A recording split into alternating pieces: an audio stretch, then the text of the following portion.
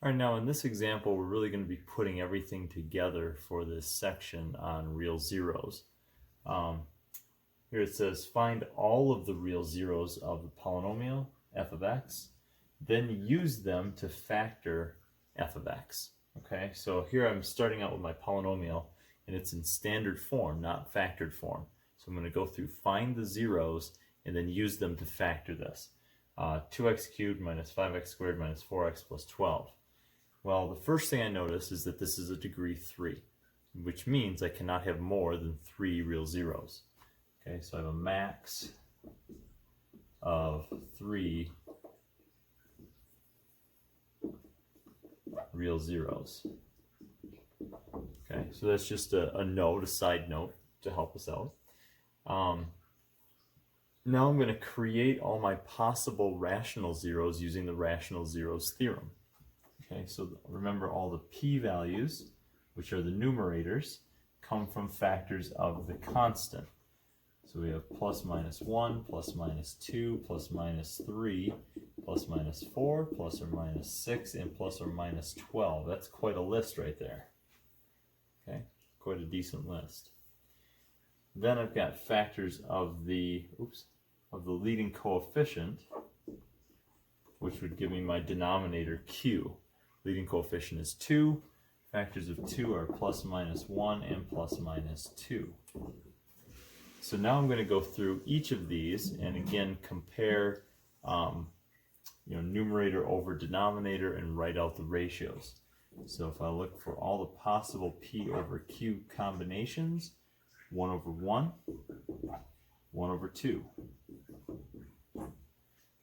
2 over 1, oh, I didn't do 1 over 2, there we go, there's 1 over 2. Now I'm on 2 over 1, 2 over 2, well 2 over 2 I already have, so I'll skip that. 3 over 1, and 3 over 2. Then I get 4 over 1, and 4 over 2, well 4 over 2 is 2, so I don't have to write that one down. Then I get 6 over 1,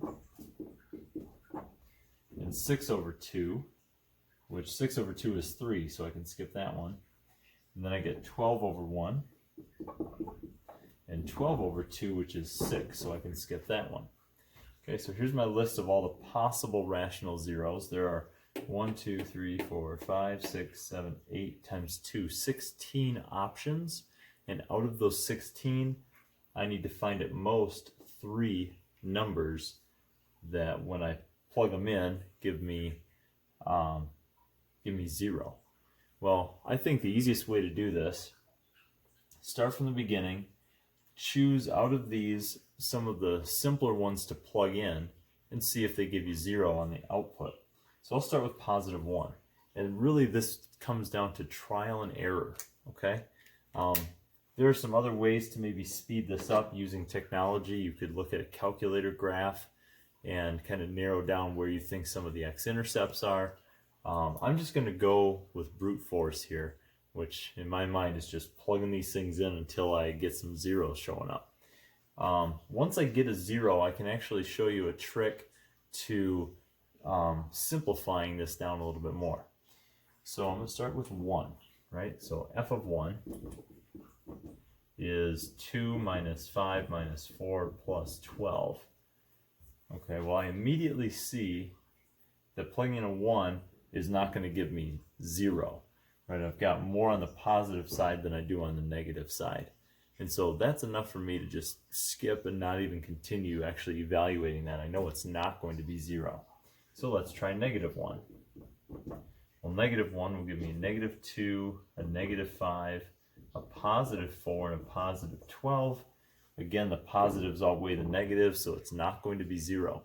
If it's going to be 0, these terms will all cancel out at some point. They'll add up to 0. So let's try, oops, I need myself a little more space here. Let's try 1/2. Actually, you know what? Let's try, let's do the whole numbers. Let's do f of 2. Okay, let's start with 2. So if I plug in a 2, 2 cubed is 8. 8 times 2 is 16. And then 2 squared is 4 times 5 is 20. and then 4 times 2 is 8, and then I get to 12. Well, here my negatives add up to 28, and my positives add up to 28. So I'm going to have 28 minus 28, which is 0. Well, that one worked out. Cool. I wasn't sure about that. So 2 is a real 0. Okay, so now that I know that, I could, if I wanted to, just continue plugging these in. But once I find one, there's a trick to making this a little bit shorter. What I can do is I can divide this polynomial, the original, by x minus 2, or x minus r, right? I can divide because I know that's going to be a factor. So let's take off some of these instructions here, so we kind of know where we're going with this problem. Okay, and then I'm going to take the original polynomial and divide it by x minus 2. Okay, so to do that, I'm going to use synthetic division with the 2, which is the 0, and I'm going to take the coefficients off of the original polynomial. I'm going to bring down my 2, that's going to be 2 times 2 then is 4. Add down is negative 1. 2 times negative 1 is negative 2. Add down to get negative 6. 2 times negative 6 is negative 12. Add down to get 0.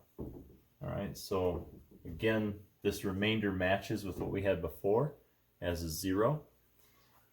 Now this time what I've done is I've reduced my polynomial. Notice this polynomial is now 2x squared minus x minus 6.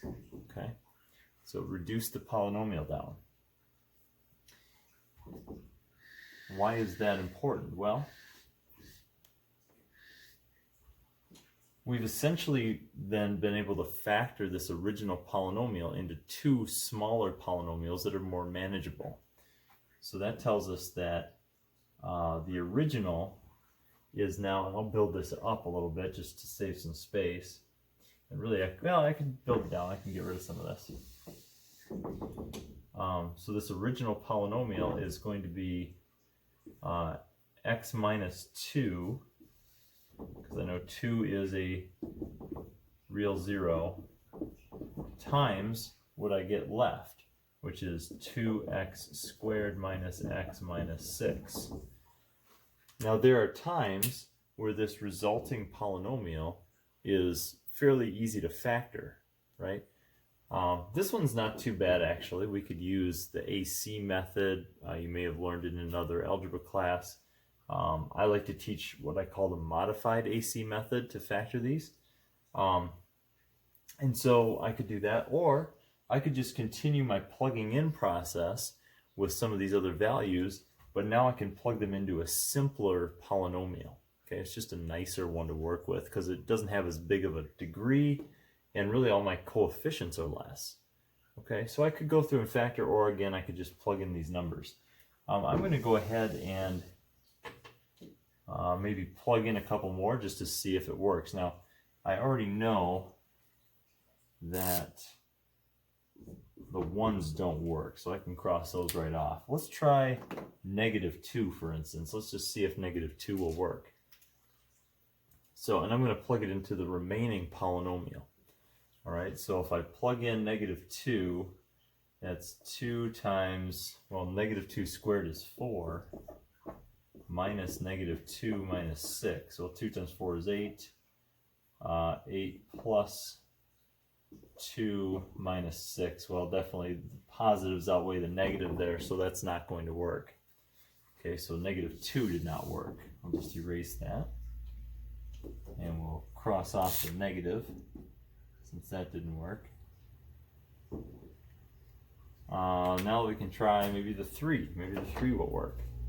Alright, so if I plug in a 3, I get 2 times 3 squared is 9, minus 3, minus 6, 18 minus 3 minus 6. The positives outweigh the negatives.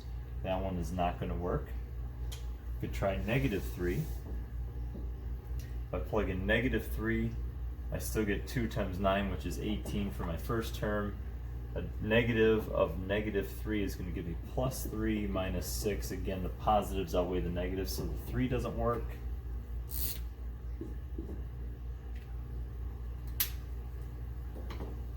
I'm going to skip the fractions and only come back to them if I need to. So let's go to the 4 here. 4 squared is 16, times 2 is 32. Minus 4 minus 6, again, positives outweigh the negatives, so I don't need that one. The 4 won't work. If I do -4, -4 squared is going to be 16, that's 32 still, and then it adds 4, so still that one's not going to work out. The positives are bigger than the negatives, so 4 isn't going to work.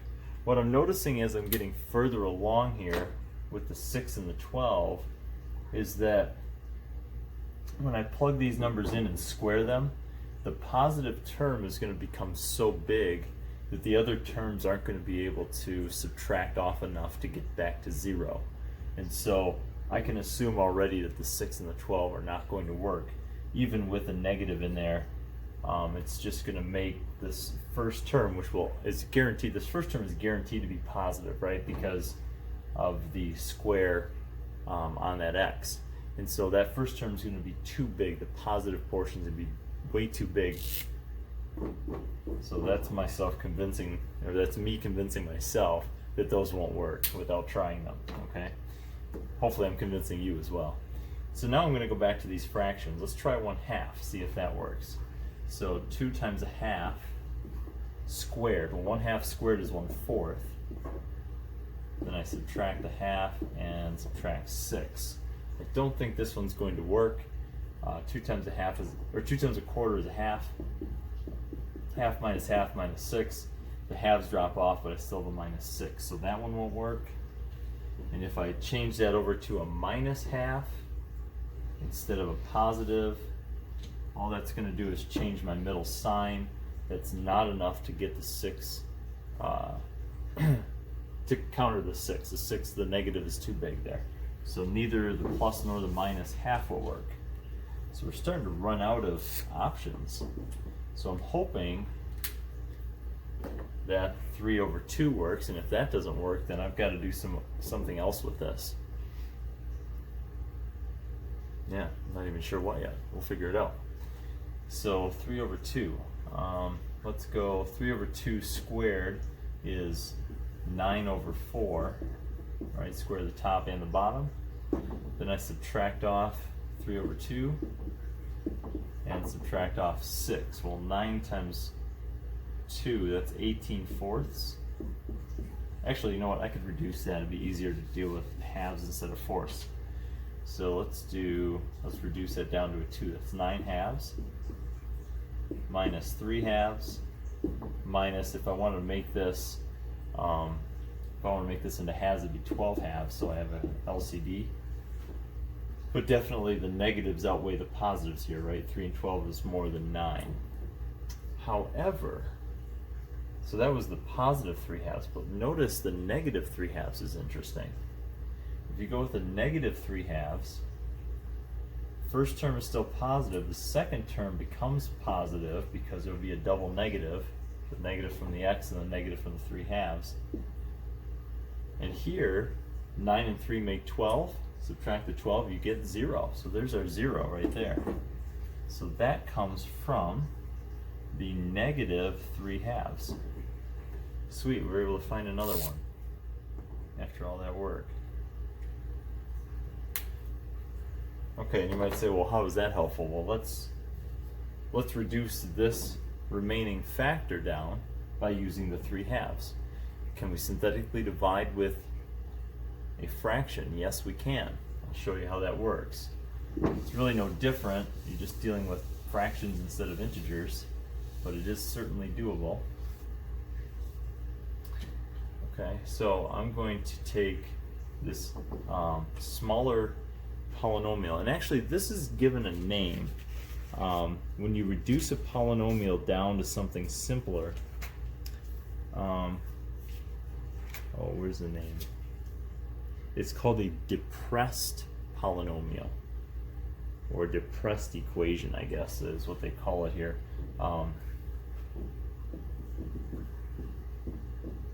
It's depressed because it's smaller, I guess, than the original, okay? Okay, so let's take -3/2 and let's synthetically divide that depressed polynomial. 2, -1, -6. Alright, so again, this might look a little bit strange, but it will work. Should get a 0 over here on the end. So I got to bring down my 2. -3/2 times 2 is -3, right? The 2's will cancel. Then I add down, I get -4. Now -3/2 times -4, well, 3 times 4 is 12, divided by 2 is 6. The double negative makes it +6, and when I add them up, I get 0. Right? Now that means that my other factor here is 2x minus 4. Well, that's interesting. Oh, that's very interesting. Aha. So, observe this. I've just found one of my zeros, so that gives me a separate factor of x plus 3/2, right? You take the opposite sign there, x minus the 0. And then I have this other factor, which is 2x minus 4. In fact, the original, this depressed polynomial factors into these two factors. But notice, what happens when I solve 2x minus 4 to get another 0? Well, 2x minus 4 equals 0, 2x equals 4, x equals 2. Oh, I recognize that number. It's the same thing I had before. So it must turn out that 2 is a repeated factor. In fact, I could rewrite this polynomial, get rid of my real zero or possible zeros here. I could rewrite this to say this is x minus 2, x plus 3/2. Now the 2x minus 4, I could actually factor out a 2 and call that x minus 2. Right? So I could pull out the common factor of 2 there.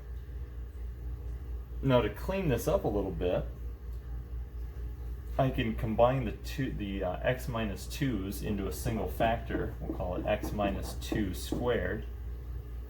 And then I have an option here. I could leave my 2 on the outside. In fact, I'll rewrite this so I have room. I could move my 2 out and then just bring the x plus 3/2 in. And that shows me my zeros. My real zeros are 2 and -3/2. My leading coefficient is 2. And I know that because I have an even multiplicity on the 2, that there's going to be an x-intercept there where the graph touches the x-axis. The -3/2 is an odd multiplicity, so I know the graph will go through the x-axis there. Okay. The other way that I could represent this is by distributing the 2 into this other factor to get rid of the fraction. That would be kind of convenient. It's not necessary, but it works nicely. If I take that 2 and distribute it in here, then my final polynomial is x minus 2 squared times 2x plus 3. Okay. And so in either of those two examples, I would consider these factored forms. Okay. So you could have the factored form with the leading coefficient separated off, or the factored form with that leading coefficient inside of one of the factors. Either way is accurate. They're both factored forms. I don't know which one my math lab is going to prefer, but I would take either of those. Okay. I think my math lab is most likely going to take the one here with the coefficient pulled out, but I don't know for sure. You just have to make sure to read the instructions carefully.